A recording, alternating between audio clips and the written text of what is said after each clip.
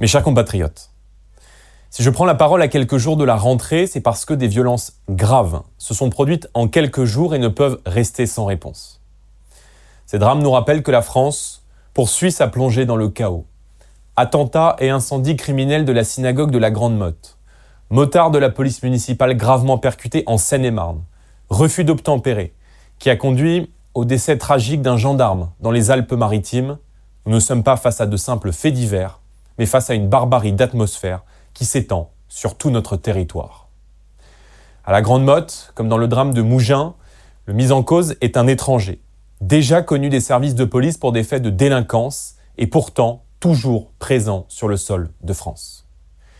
Les mots bouleversants de l'épouse du gendarme assassiné à Mougins m'ont ému, comme ils ont ému chaque Française et chaque Français.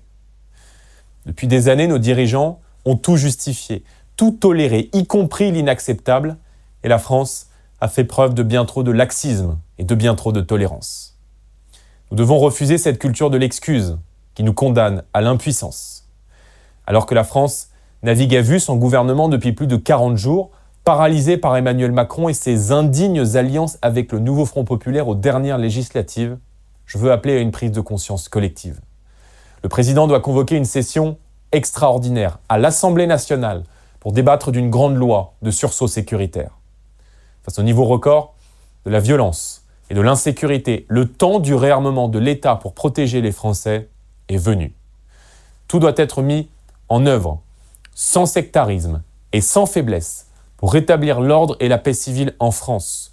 L'expulsion des délinquants et criminels étrangers doit être systématique, car il est inadmissible qu'un étranger qui représente un danger puisse se maintenir chez nous et menacer nos compatriotes.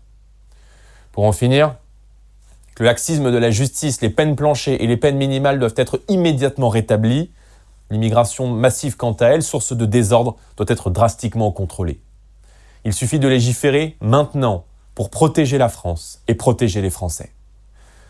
Ce n'est plus la violence, la peine et la peur qui doivent gouverner la rue, c'est l'ordre, la paix et la République française qui doivent désormais reprendre le dessus.